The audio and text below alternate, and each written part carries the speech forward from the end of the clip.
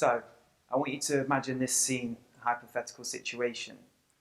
And in this setting, you're at an event not dissimilar to this one. Maybe you're in a breakout space, or you're around a water cooler, or you're at a party or a community event, and there's a group of you listening to a story being told by a man or a woman.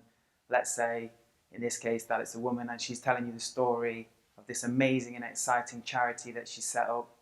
And this charity works with young people in war-torn countries, and it takes them on holidays and personal development training, and gives them some hope of a brighter future in a challenging world.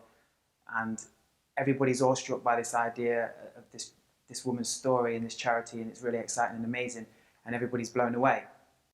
But there's a niggling, nagging, creeping thought in the back of your mind as you listen to this story and as you think it over. And the thought is that you yourself had that same idea, or one that was very similar, maybe 2 years before, or maybe even several months before, but you did nothing about it.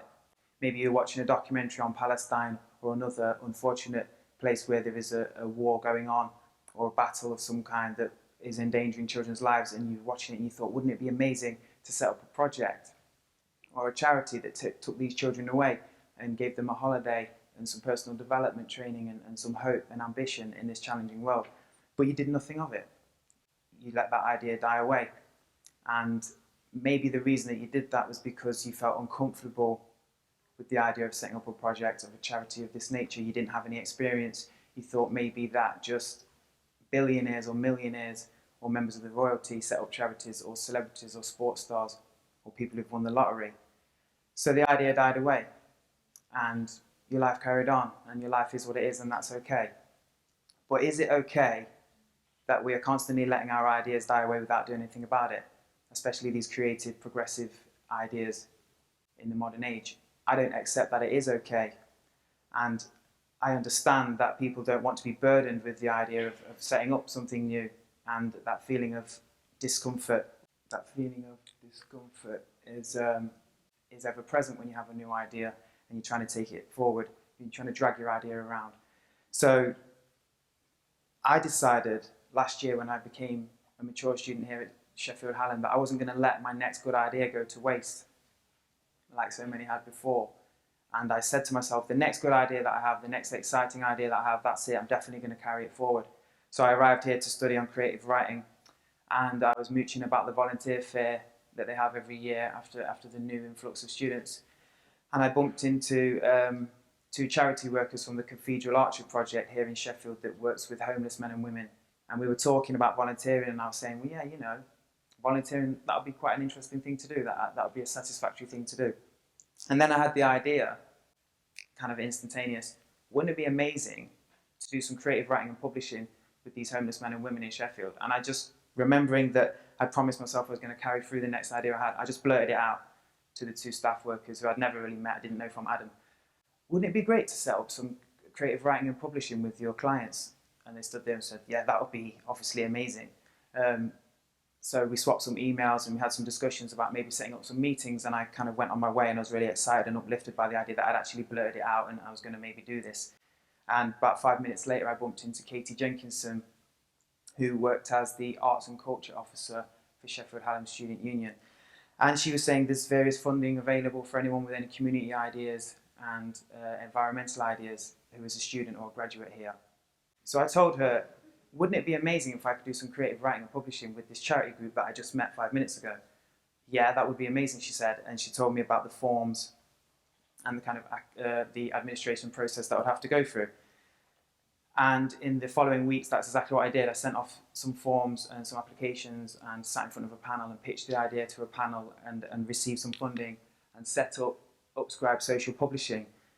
That's from the Facebook cover of the group, which if you find it online, you can like it and add us as friends and stuff.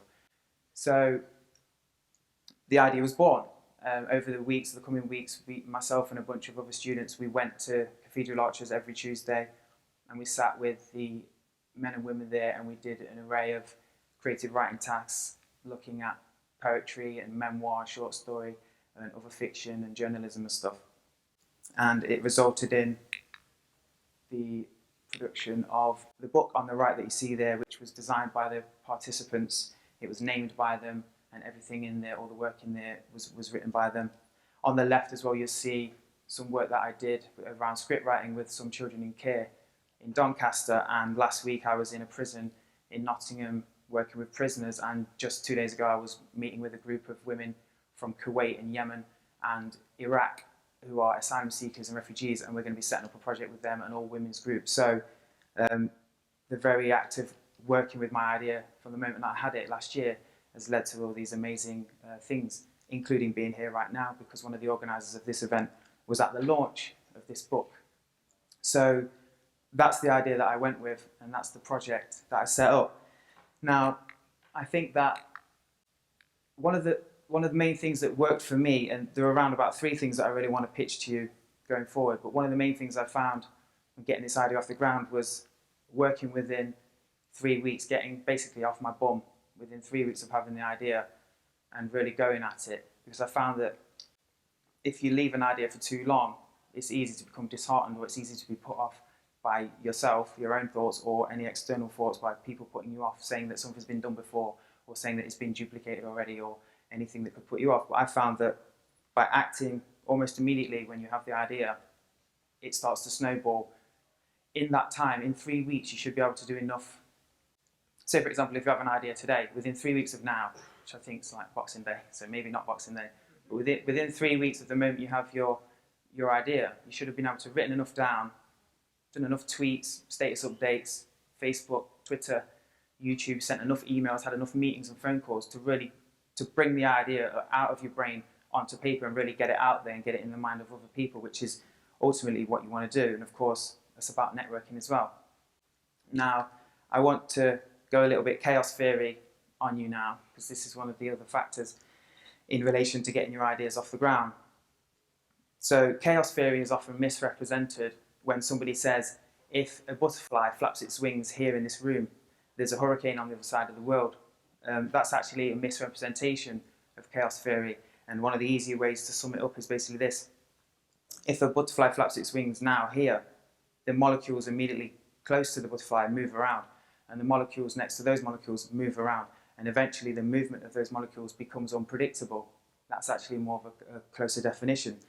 So in relation to carrying out your projects from the moment that you have the idea, you have to imagine yourself as the butterfly.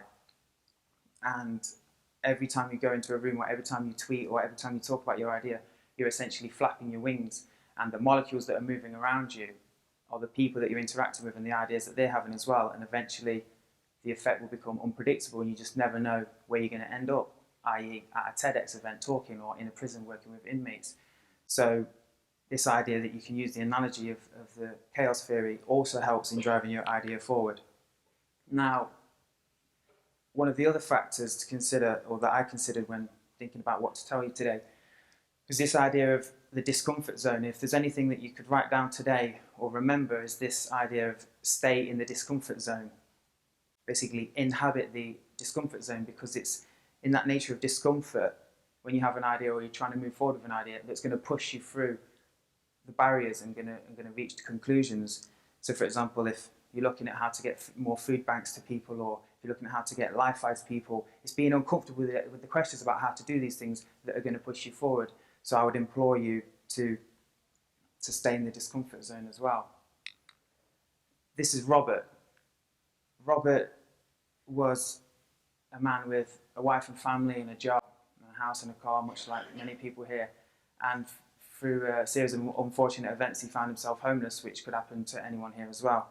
And how amazing is it that me flapping my wings at a volunteer fair led to the movement and change in his life months and months later, when he was treated like a celebrity at the book launch event, and he's signing copies of the book that he had an input in. And he also was on local media, interviewed in local newspapers and local TV channel. And I think that it's important to remember that you have to try and flap your wings every time you go out there with your idea, because you just don't know what amazing effect you're going to have. Thank you.